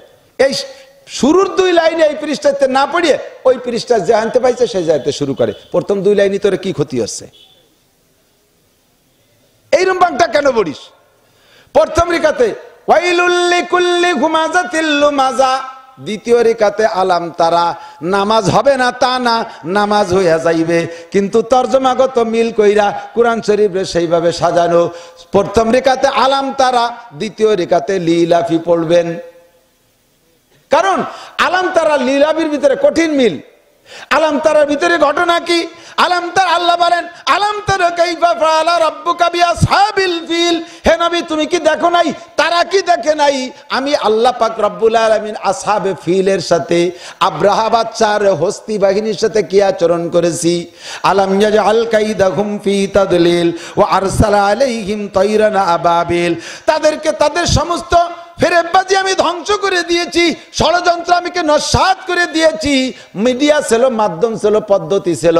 ওয়া আরসালা আলাইহিম তায়রান আবাবিল, দলে দলে ঝাঁকে ঝাঁকে উড়ন্ত পাখি পাঠিয়েছি, তাদের মুখের ভিতরে ঠোঁটের ভিতরে 3টে করে বোমা দিছি, ঠোঁটে একটা বোমা, 2 পায়ে 2টে বোমা, 3টে বোমা ছোট্ট ছোট্ট সরিষার মতো এক একটা পাথর, এই 3 পাথর মেরে দিছি। ফাজালাকুম কাসফিম মাকুল, খাওয়া ঘাসের মতো খাওয়া ফসল গরুতে পদদলিত করে যেমন নষ্ট করে দেয়, এহুদ এই মক্কার কাফেরদের এই সে আব্রাহা বাদশার বাহিনীদেরকে আমি ওরকম ধ্বংস করে দিয়েছি। এবার এই ঘটনা কেন ঘটাইলাম, এদিক এই আব্রাহা বাদশার সাথে হস্তি বাহিনীর সাথে তায়রান আবাবিল এই ঘটনা কেন ঘটাইলাম? ওই সময় তো নবী ছিল না, ওই সময় আমার নবী আসে নাই, নবী হইয়া ওই সময় দুনিয়া একজন মুসলমান নাই। এই ঘটনা কেন ঘটাইলাম? কাল্লি ইলাফি কুরাইশ, এই ঘটনাটা ঘটাইছি শুধুমাত্র কুরাইশদেরকে খুশি করার জন্য, কুরাইশদেরকে খুশি করার। তা আলাম তারা আলাদা সূরা, এই সূরার ঘটনাটা আল্লাহ কেন ঘটাইছে সেই কথা বলতেছে সূরা কুরাইশের মধ্যে। কাজেই প্রথম রেখাতে আলাম তারা, দ্বিতীয় রেখাতে কুরাইশ হওয়াটাই একান্ত জরুরি। আমি কি একটু বুঝতে পারতেছি? তোমার এত কিরামতি দেখানোর দরকার কি? কোন মতে মৌলবী কেমন যেন ভিতরের থেকে বড় সুরতে একটু না ভর্তি পারলি পারে উনি বড় হুজুর, এটা প্রমাণ হয় না। ভালো করে মনে রাখেন, হুজুর যত বড় হয় নামাজের মধ্যে কিরাত তত ছোট হয়, আর হুজুর যত ছোট হয় কিরাত তত লম্বা হয়। মানে ওই বড় কিরাত দিয়ে হুজুরগিরি দেখাতে চায়, আমার একেবারে বিরক্ত লাগে। নামাজের এই যে আরে সবকিছু শিখে রেখেন, এই যে মাহফিলের নামাজ, মাহফিল চলাকারে যে নামাজগুলো ওক্ত বাদে, এই সমস্ত ওক্তের কিরাত পড়তে ছোট। এই সমস্ত ওক্তের মাগরিবের নামাজে দাঁড়ায় গেছে প্রথম রেখাতে সূরা বাকারা, আড়াই ফেরা হুড়ি টেনে দিছে, সুর আছে, লম্বা লম্বা কিরাত। এই সময় কিরাত পড়তে ছোট, যেহেতু বিশাল জামাত, মানুষ এলোমেলো হয়ে যার ভয়, কে কোন হালাতে আছে, বুড়ো বুড়ো মানুষ কোনো মতে ওযু সাবি দাঁড়াইছে, দ্বিতীয় রেখাতে তো পেশাব করিও দিতে পারে, কোয়া যায় না, শটে ঘাটে সারি দিতে হবে, নিয়ম শিখতে হবে। তো বলছেন নাকি এ কথা? প্রথম রেখাতে আলাম নাশরাহ লাক, দ্বিতীয় রেখাতে পড়েন অতীন, সমস্যা নেই। তবে আলাম নাশরাহ লাকার ভিতরে যে তরজমা তার সাথে মিল আছে। আলাম নাশরাহ লাকার ভিতরে কি আছে? জাস্তাদ্দাত বিকাল বালওয়া ফাফাক্কির ফি আলাম নাশরা ফাউসরুন বাইনা ইসরাইনে ইজা ফাক্কারতাহু ফাফরা। আলাম নাশরাহ লাকার ভিতরে আছে দুই দিকে কষ্ট, দুই দিকে মানে দুই দিকে শান্তি, মাঝখানে কষ্ট। ফাউসরুন বাইনা ইসরাইনে, দুই জায়গা কি আছে, দুই পাশে আগে বলছে আসান, পরেও বলছে আসান, মাঝখানে কিছুদিন কষ্ট।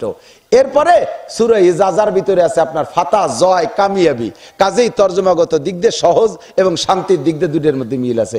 আলাম নাশরাহ লাকার পরে ইজাজা পড়েন, অথবা প্রথম রিকাতে ওয়াদ-দুহা পড়েন, ওর ভিতরে কি আছে? হুজুর সাল্লাল্লাহু আলাইহি ওয়াসাল্লাম সম্পর্কে প্রশংসা। আলাম ইয়াজিদকা ইয়াতীমান ফাআওয়া ওয়া ওয়াজাদাকা দাল্লান ফাআগনা ওয়া ওয়াজাদাকা আইলান ফাআগনা ওয়া ওয়াজাদাকা দাল্লান ফাহাদা।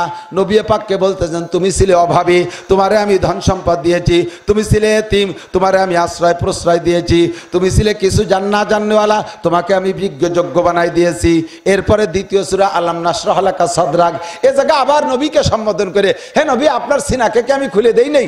আলাম নাশরাহ লাকা সাদরাক ওয়া ওয়াদানা আনকা বিজরাক। এক রেখাতে ওয়াদ-দুহা, পরের রেখাতে যে সূরা নাস পড়িয়ে দিল। কি মিল আছে তরজমার? এই পাগলামি করবেন না, ধারাবাহিক সূরা পড়ার চেষ্টা করবেন। এসে গেলে বলে কষ্ট হয়েছে নি আপনাদের? তাহলে প্রথম সূরা ফাতিহা পড়বেন, প্রত্যেক আয়াতে আয়াতে ছাড়বেন। মনে আছে কোন পর্যন্ত গেছি? ইয়্যাকা না'বুদু ওয়া ইয়্যাকা নাস্তাইন। এরপরে আল্লাহকে বলতেছেন আল্লাহ তোমার কাছে সাহায্য চাই, তবে আমার বিশেষ কিছু সাহায্য চাওয়ার একটা কয়েকটা পয়েন্ট আছে, এটা কি বলবো? আল্লাহকে বলো, সেটা কি? এক নম্বরে ইহদিনাস সিরাতাল মুস্তাকিম। এই মজা এদিকে, ইহদিনাস সিরাতাল মুস্তাকিম। আল্লাহ আমার প্রথমে একটা দাবি হলো বাংলাদেশ, আমি তো বাংলাদেশে তাই, কি যে ঝামেলা, আমলিগ, বিএনপি, জামাত, জাতীয় পার্টি, আটরশি, চন্দ্রপাড়া, মানিকগঞ্জ, সুরেশ্বর, বজেশ্বর, ইনায়তপুর, বাহাদুরপুর, শরীয়তপুর, মাদারীপুর, ফরিদপুর, তবলিগের মধ্যে ইতাহাতি, ওয়াজাহাতি, সরমুনার মধ্যে আবার শাখা ভাগ হয়ে গেছে, পীরির মধ্যে আবার মাইজভান্ডার, আবার দেওয়ানবাগি, কুতুববাগি, রাজারবাগি, এরপরে আছে কাদিয়ানি, লাস্টে আছে পাঙ্কু সেলিম, হেজবুত তৌহিদ নিয়ে। এ কোন জ্বালায় পড়ছি, এর মধ্যে বেলা আহলে হাদিস, মহিলা পুরুষ সব একভাবে নামাজ পড়ে। বললাম আমি তো বুঝে উঠতে পারতেছি না সঠিক পথ কোনটা, কোন রাস্তা দিয়ে গেলে আমি এই কথা কন না কেন? এই ঝামেলা আছে না নাই? আছে না? যে এক কোরআন, এক নবী, এক আল্লাহ, তা হুজুরকে মধ্যে এত দল কে? এই তাই আমি কইতেছি, আল্লাহ কা এরকম দল হবে উম্মতের মধ্যে 73 ফেরকা হবে, ওর মধ্যে একটা দল সঠিক, সেই দলের অন্তর্ভুক্ত হওয়ার জন্য তুমি নামাজের মধ্যে পড়বা ইহদিনাস সিরাতাল মুস্তাকিম। তোমার কাছে সাহায্য চাই, তবে অন্যতম সাহায্য চাই এই ফিতনার জামানায় আমাকে তুমি সঠিক সরল পথটা দেখাও, কোন পথ সঠিক সেটা আমাকে দেখাই দাও। সাথে একটু কয়েও দিছে আল্লাহ আমার তবে এই সঠিক সরল পথ তুমিই দিবা, আমার কিন্তু একটা পথ পছন্দ হয়। কব আল্লাহ, আল্লাহ কয় বলো, সিরাতাল্লাযীনা আনআমতা আলাইহিম, যেই পথে চলার কারণে তুমি এক দলরে পুরস্কৃত করেছো, সাহাবায়ে কিরামরে পুরস্কার দিয়েছো, তাবেঈনরে পুরস্কৃত করেছো, তাবেঈনরে পুরস্কৃত করেছো, আম্বিয়া আলাইহিস সালামকে পুরস্কৃত করেছো, যেই রাস্তায় চলার কারণে এক দলকে তুমি পুরস্কৃত করেছো, আমার কিন্তু ওই রাস্তাটা পছন্দ হয়, আমাকে কি সেই রাস্তায় চালানো যাবে? অনুরোধ আল্লাহ, আল্লাহ অনুরোধ, আমি দুইটা দলরে চিনি, জম্মের চিনা, পায় ধরি তোমার ওই দুই দলের পথে আমার চালাইও না। গায়রিল মাগদুবি আলাইহিম ওয়ালাদ-দাল্লিন, একটা হলো অভিশপ্ত দল আর একটা হলো পথভ্রষ্ট দল। বলেন, একটা হলো অভিশপ্ত দল আর একটা হলো পথভ্রষ্ট দল। সব তাফসীরের কিতাবে লেখে, হুজুর কিন্তু তাফসীর বিভাগের উস্তাদ, শুনে দেখেন, সমস্ত তাফসীরের কিতাবে লেখে দাল্লিন মাগদুবি আলাইহিম মানে অভিশপ্ত অভিশপ্ত, আর দাল্লিন মানে পথভ্রষ্ট। এই দুটোর ব্যাখ্যা করতে যাইয়া পথভ্রষ্ট অভিশপ্তদের বলা হয় ইহুদি, আর দাল্লিন পথভ্রষ্টদেরকে বলা হয় নাসারা, অর্থাৎ খ্রিস্টান আর ইহুদি। ইসরায়েলরা অভিশপ্ত আর আমেরিকানরা পথভ্রষ্ট, ইসরায়েলরা অভিশপ্ত, আমেরিকানরা পথভ্রষ্ট। এই বনি ইসরায়েল এরা অভিশপ্ত। মুসা আলাইহিস সালাতু ওয়াস সালামের সাথে থাইকা মুসা নবীরে জ্বালাই খাইছে একটানা 40 বছর। এই ময়দানে তিহে যাইয়া আসমানি জান্নাতি খানা মুসা আলাইহিস সালাম চাইয়ে খাওয়াইছে, মান্না সালওয়া, মান্না সালওয়া মিরা সাদ্দার তিহে গাম খলকে রাজ ফয়জে খানে থানবী। ওই জায়গা বসাইয়া 40 বছর মান্না সালওয়া খাইছে। সে জায়গাও কয় মুসা লান নাসবিরু আলা তাআমি ওয়াহিদিন ফাদুলানা রাব্বাকা ইউখলিজ লানা মিম্মা তুমবিতুল আরদু মিন বাকলিহা ওয়া কিসাইয়া ওয়া ফুমিয়া ওয়া আদাসিয়া ওয়া সালিয়া। ও মুসা, ডেলি ডেলি এই যে এই বটর পাখি বুনা খাবো আর এই জান্নাতি হালুয়া খাবো, একটা দিন খাতি ভালো লাগতেছে না? তুমি আল্লাহর কাছে অনুমতি নিয়েছো, আমরা সইসে মইসে খেত খামার করে ডাল চাল খেচড়ি মেচড়ি এইগুলো পয়দা দিয়ে খাই। এরপরে কয় জন এগুলো হুকুম দিচ্ছে, যা খাই বেড়ে যা। এরপরে কয় যে মুসা আমাকে এখন কিতাব আনিয়ে দাও, কিতাব ছাড়া মানবো না। মুসা আলাইহিস সালাম কয় বয় যাচ্ছি, আল্লাহর কাছে কয়ে গেছে কিতাব আনতি। 30 দিনের কথা কয়ে 40 দিন লেগে গেছে। আইসে দেখে যে ওরা সোনায় দিয়ে স্বর্ণ দিয়ে, তো পন্ডিতের গোষ্ঠী দেন না বানাতে পারে। আইসলো কিসেন বেস্তি ইসরায়েলে, এই যে ইসরায়েলির ওই জায়গায় আইসে, সেই জায়গায় এসে পন্ডিতগিরি দেখায়, দুনিয়ার অস্ত্র বানায়। মুসা আলাইহিস সালাম গেছে তুর পাহাড়ে কিতাব আনতি। এরা এই বিজ্ঞানীর নাম ছিল সামেরি। ও উম্মতের সমস্ত সোনাদানা কালেকশন করিয়ে পোড়াইয়ে বাসুরেরটা বানাইয়ে, গরুর বাসুরেরটা বানাইয়ে জিবরিল আলাইহিস সালাম হাঁটার সময় যে পা ফেলায় ওই জায়গাতে একটু মাটি ধরে রেখে বাসুরির মুখের মধ্যে দিতেছে, বাসুর ব্যবহারে ডাকে। মুসা আলাইহিস সালাম কইছে আমি 30 দিনের মধ্যে আসবো, সে আসতে লেগে গেছে 40 দিন। এই সামেরি উম্মতরে বুঝাইছে, দেখ মুসা আল্লাহরে তালাশ করতে গেছে, আল্লাহরে পাচ্ছে না, আল্লাহ এই যে চলে আইছে, তোরা এই বাসুরের সেবা দে। সব যে সে বাসুরের পুজো ওরা শুরু হচ্ছে। কত বড় বেকায়দা! মুসা আলাইহিস সালাম আইসে দেয় যে ওই ঘটনা, উনি প্রথম রাগ হয়েছে ওনার ভাইয়ের উপরে, হারুন আলাইহিস সালামের নবী বানায় দিয়ে গেছে। তোরে আমি উম্মতের রাখালিতে দিয়ে গেলাম, তুমি থাকতে এই ঘটনা কি রে করলো? হারুন আলাইহিস সালাম কাছে বাড়ি আমি বহুত চেষ্টা করছি, পারি না, সে আমারে মারিয়ে ফেলতে চাইছে। আমি চুপ করেছি, রাখ আমার বাড়ি, এসব দেখ পানি দিস কেন।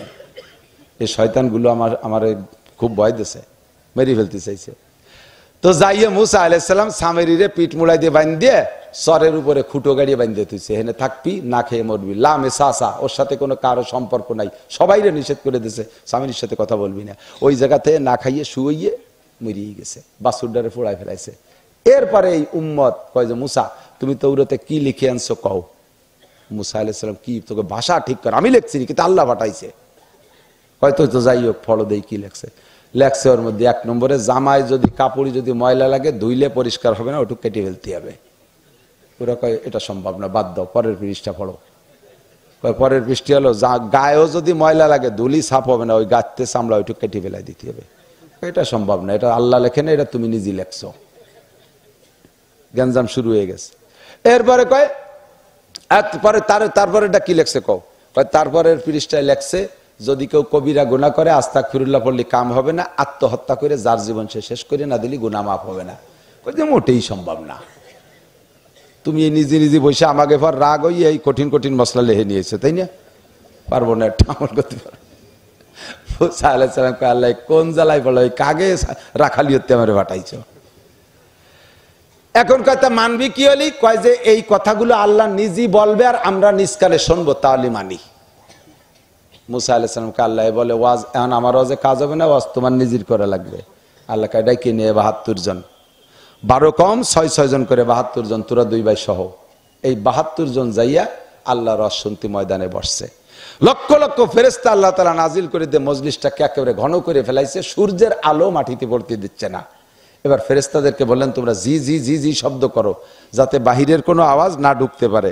বাহিরের যদি কোনো আওয়াজ ঢুকে পড়ে ও জাতি যে জাতি বেকা জাতি, ও কবেন যে কি কে চতুর্দিক দিয়ে শব্দের মধ্যে আল্লাহর কথা কোনটা বুঝে উঠতে পারলাম না, একটা ঝামেলা করতে পারে। কাজেই জি জি শব্দ করো। ফেরেশতারা জি জি পোকার মতো শব্দ শুরু করছে। এর মধ্যে আল্লাহ তাআলা আল্লাহর ওয়াস্ত সংক্ষেপ 2 কথাই ওয়াজ। ইয়া বানি ইসরাঈল মা আতাকুমুর রাসূলু ফাকুযুহু ওয়া মা নাহাকুম আনহু ফান্তাহু। এক আয়াত। মা ইয়ানতিকু আনিল হাওয়া ইন হুয়া ইল্লা ওয়াহয়ুন ইউহা। আমার মুসা একটা অক্ষর নিজে লেখে নাই, সব আমার প্রেরিত কালাম। ওই কিতাবে যা আছে আমলের সেগুলো করো, যা আছে বর্জনের সেগুলো ছেড়ে দাও। 2 কথাই আল্লাহর আশ্বাস। তৌরাত সত্য, ওর মধ্যে যা আছে সব আমল করতে হবে। মজলিস ভেঙে গেছে, মাহফিল শেষ। মুসা আলাইহিস সালাম ওই 72 জনের 70 জনের জিজ্ঞেস করছে ওটা 2 ভাই শুনছিস আল্লাহ কইছে? শুনছিস? শুনছি তো। কিরা কলো আল্লাহ কলো না কিরা কলো, না দেখলি ফুসাই নাকি? চোখ দিয়ে বক্তার মুখ না দেখতে পারলি হয়? আরিনাল্লাহ যা, আরে আমি কই না কোরআন শরীফ আছে আরিনাল্লাহ জাহারাতান, সরাসরি আল্লাহ আমাদের সামনে বসে ওয়াজ করবে, নালি মানি না। কে কোন যাইতে ওই যে আল্লাহ কইছে না শয়তানি করলো, তা ঠিক কি?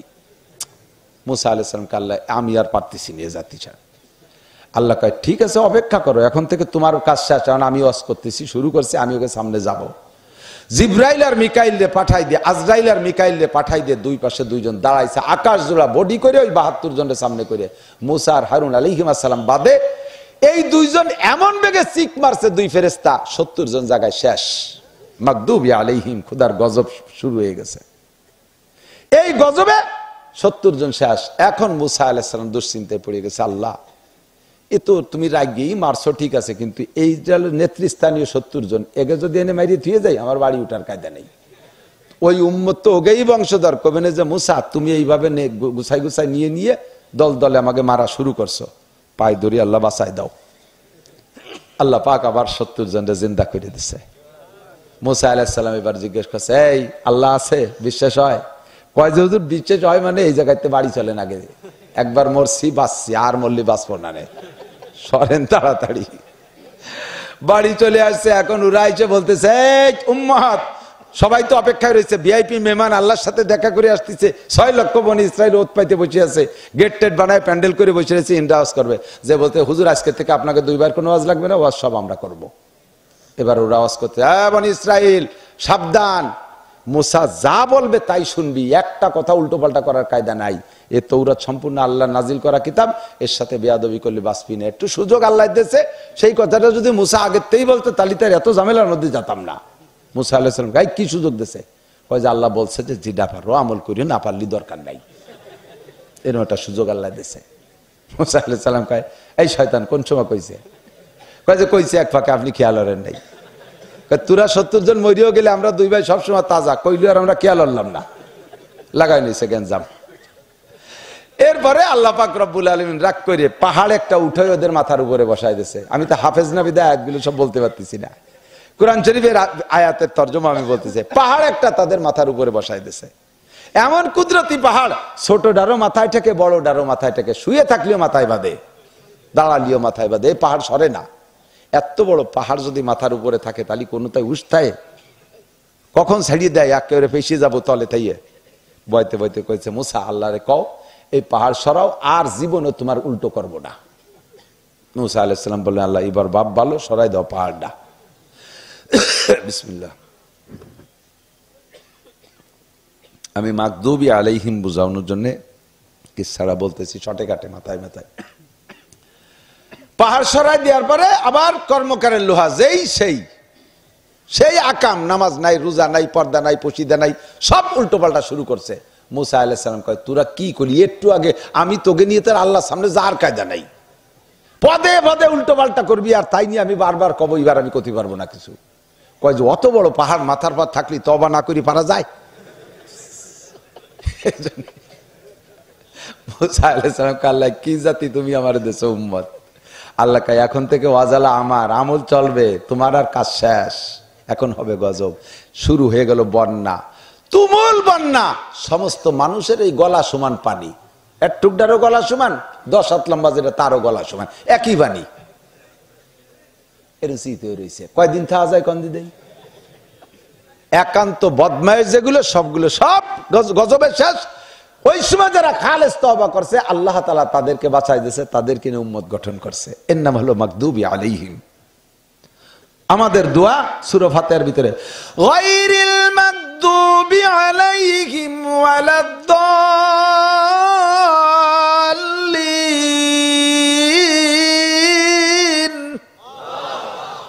এই অভিশপ্ত দলের অন্তর্ভুক্ত করো না আল্লাহ। ওয়ালাদ-দাল্লিন, পথভ্রষ্ট একটা জাতি। সামনের পর বসে ঈসা আলাইহিস সালাম বলে ইন্নী আব্দুল্লাহ, আমি আল্লাহর বান্দা। আমার মায়ের পেটে আল্লাহ তাআলা আমাকে ডাইরেক্ট দিয়েছে। আমার মা জানিয়া না, ব্যভিচারিণী না, চরিত্রহীনা না, আমার মা সতীত্ব নষ্টকারী মহিলা না, আমার মাকে কোনো পুরুষে স্পর্শ করে নাই। ডাইরেক্ট আমি আল্লাহর বান্দা। ইন্নী আব্দুল্লাহ আতানিয়াল কিতাব, আল্লাহ আমারে আসমানি কিতাব ওয়াজআলানি নবিয়্যা, আমার নবী বানাইছে, ওয়াজআলানি মুবারাকা, বরকতওয়ালা নবী বানাইছে। এই কথা মুসা ঈসা আলাইহিস সালাম নিজে বলে, অথচ সেই ঈসা আলাইহিস সালামের উম্মত হলো কারা? ওর দাবিদার আর কি এই আমেরিকান, ইহুদি, ফ্রান্স, ইটালি, অস্ট্রেলিয়া, পশ্চিমা ইউরোপ কান্ট্রি যারা আছে, ইংল্যান্ড ফিংল্যান্ড সহ সব দাবিদার খ্রিস্টান যত আছে হযরত ঈসা আলাইহিস সালামের উম্মতের দাবিদার, এরা হলো পথভ্রষ্ট। ঈসা আলাইহিস সালাম নিজে বলে আমি আল্লাহর বান্দা, আর ওরা কয় না আপনি আল্লাহর ছেলে। এই গুমরা জাতি, আল্লাহ তোমার কাছে পানা চাই, দুই জাতির দলভুক্ত আমাকে করো না, এদের সাথে আমাদেরকে বানায়ো না। আল্লাহ পাক এবার টার্গেট করে বলে আমার দেশ প্রেমিক, আমার ইমান ইসলাম প্রিয় বন্ধুরা লক্ষ্য করবি, আল্লাহ পাক বলেন ইয়া আইয়ুহাল্লাযীনা আমানু লা তাত্তাখিযুল ইয়াহুদা ওয়ান নাসারা আউলিয়া, এই ইহুদা নাসারারে বন্ধু বানাইস না। কে বলছে? আল্লাহ। এ যুবক কও কে বলছে? আল্লাহ। কি বলছে বলো? ইহুদার নাসারা, খ্রিস্টান আর ইহুদি, ইসরায়েলের বংশ, আমেরিকার বংশ, এদেরকে তোমরা বন্ধু বানাবা। ওই যে মেসির গেঞ্জি গায়ে দিস না, ওই মেসি কিন্তু ইহুদি, এ নাসারা। মেসি কি নাসারা, তার গেঞ্জি পরবি, কিয়ামতে মেসির সাথে তোকে বিবেচনা করা হবে। আমি কই না, আল্লাহ কয় ওমাইয়াতাওয়াল্লাহু মিনকুম ফাইন্নাহু মিনহুম, যার সাথে যার মিল হবে তার সাথে তার হাসর হবে।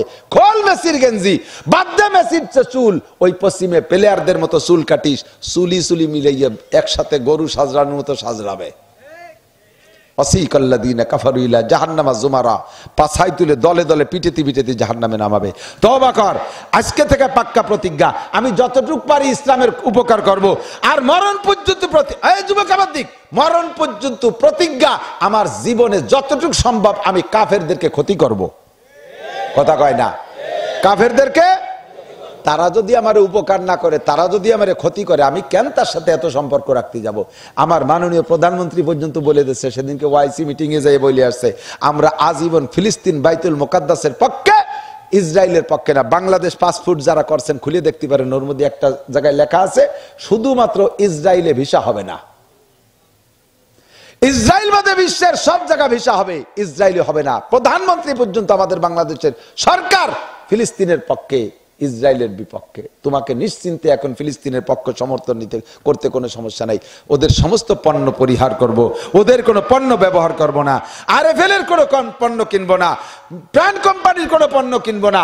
ইহুদি কোম্পানি যা আছে এগুলো উলামায়ে কিরামের কাছ থেকে জানিয়ে খুঁজে সেগুলোকে বাদ দেবেন, পারবেন না ইনশাআল্লাহ।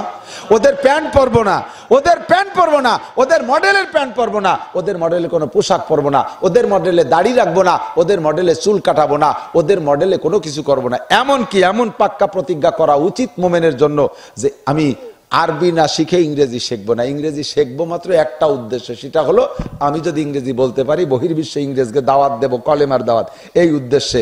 আর ইংরেজি না পড়লে আমি ভাত হবে না, চাকরি হবে না, এই উদ্দেশ্যে ইংরেজি পড়লে তুমি মুশরিক হয়ে যাবা, তুমি বেঈমান হয়ে যাবা। আল্লাহর রহমতে আমরা মৌলবীরা লাখ লাখ লক্ষ লক্ষ মৌলবী একটা ইংরেজিতে আলিফও জানি না। আমার মহতান সাহেব হুজুর কইতে যাও আমি ইংরেজিতে আলিফও জানি না। ইংরেজিতে আলিফ আছে নাকি? তার মানে কোন অক্ষর জানে না। তো আমরা ইংরেজিতে বহুত কিচ্ছু জানি না, আল্লাহর রহমতে না খেয়ে মরতেছি না। মান সম্মানের অভাব নাই, সম্মান ভালোবাসার অভাব নাই। আল্লাহ পাক রুজির মালিক আল্লাহ। পাক্কা প্রতিজ্ঞা আজকে থেকে আমরা মুসলমানদের কোন প্রোগ্রামে অংশগ্রহণ করব? বলো করবা? হিন্দুদের সাথে তো আমাদের একসাথে একই সমাজে থাকি, তাদের সাথে শত্রুতাই নেই। কিন্তু দুঃখের বিষয় হলো তারা হিন্দু ভাইরা আমাদের বাংলাদেশের সংখ্যালঘু, আমরা মুসলমান সংখ্যাগরিষ্ঠ। আমাদের স্বরাষ্ট্র, পররাষ্ট্র, ধর্মমন্ত্রী, প্রধানমন্ত্রী, প্রেসিডেন্ট সবই মুসলমান। আমাদের সেনাবাহিনীতে একটা হিন্দু নাই, সেনাবাহিনী সম্পূর্ণ মুসলমানদের তৈরি। পুলিশ বিডিআরের মধ্যে কিছু থাকতে পারে, বাকি সংখ্যালঘু তারা আমাদের কাছে আদর যত্নে ভালোবাসা নিয়ে থাকে। অথচ আমাদের এইখানে থাকে, এইখানে খাইয়ে সম্পর্ক তার অন্য জায়গার সাথে। আমরা এত ভালোবাসা দিয়ে মোদির সাথে সম্পর্ক রাখি, বাংলা আমাদেরকে ফারাক্কায় পানি দেয় না, পদ্মা নদী শুয়ে চর পড়িয়ে গেছে, তারপরও বাংলাদেশে আসলে আমরা ইলিশ মাছ না দিয়ে পারি না, ইলিশ মাছ দিয়ে দেই। আর সেই মুরব্বী আমাকে বাধ্য থুয়ে লাভ দিয়ে উনি ইসরায়েলের সমর্থন করতে গেছে একা একা। সেই প্রথম দিনের শোনার সাথে সাথে, কারণ আমেরিকা ওনার বড় আব্বা খুশি হবে সাথে গেলে, সেই জন্য ওনার উপকার হবে না, নির্বাচনে উপকার হবে না। কতক্ষণ ঠিক না? বড় আব্বাই বাঁচাইতে পারবে না, বাঁচাইলে কে বাঁচাবে? মুসলমানদের ছোট্ট ছোট্ট অস্ত্রের ভিতরে আল্লাহর রহমত। একটুক একটা মিসাইল ছাড়ে, একটুক একটা মিসাইল দেন পুতোর মতো। নুড়া কয় নিকে যে পাটা, নুড়া কয় নিকে যে মশলা বাটে, আপনাকে নুড়া কা, আমাকে পুতো কয়। এই নোড়ার মতো একটুক একটা ছাড়ে, ওর কাজ কি? ও হয়তো যাই এক জায়গায় একটু ধুলোবালি কেল্লা বেল্লা করতে পারে, বাড়ি করলি করতে পারে। আস্ত একটা ট্যাঙ্ক, যেই ট্যাঙ্কটা বানাইতে 60 লক্ষ মার্কিন ডলার, 60 লক্ষ মার্কিন ডলার খরচ একটা ট্যাঙ্ক বানাইতে। এইটাকে একটুক একটা নোড়ার মতো অস্ত্র যাইয়া ধুলোর সাথে উড়ে দিয়ে আগুন ধরাই দিচ্ছে। একে দিনে মারছে 24টা। কন্যা সুবহানাল্লাহ। একদিনে 24টা ট্যাঙ্ক, 10টা সাজোয়া যান আগুন ধরাই দিছে একটুক একটুক। তাহলে অত বড় ডারে ওদের ওই ট্যাঙ্কগুলো বানাইছে এভাবে যে ওর উপরে আর একটা ট্যাঙ্ক মারলে ওদের কিচ্ছু হবে না, আর তাই একটুক একটা নোড়ায় মারি দিচ্ছে। তাহলে এই নোড়ার পিছনে কে আছে? ওরা মারার সময় আয়াত পড়ে, ওমা রামাইতা ইদ রামাইতা ওয়ালাকিন্নাল্লাহ রামা। আমি যখন আমি ফিকি না, ফিকে মারি আমার হাত দে, ওর মধ্যে থাকে আল্লাহ পাকের কুদরতি বুলডোজারি ক্ষমতা।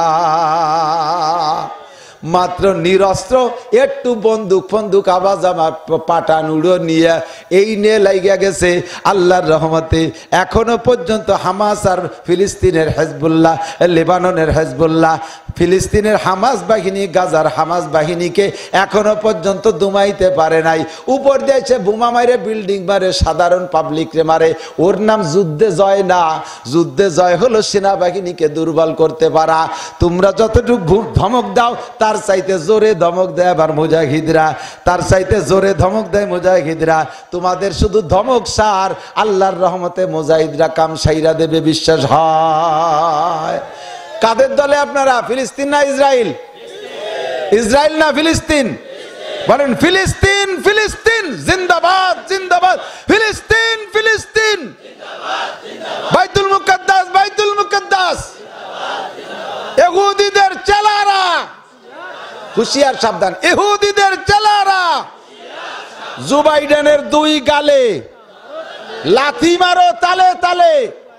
কয় না কেন? জো বাইডেনের 2 গালে লাথি, স্যান্ডেল জুতোর দরকার নাই, লাথিও তাও বাম পাই দিয়ে। জো বাইডেনের 2 গালে, নেতানিয়াহুর 2 গালে।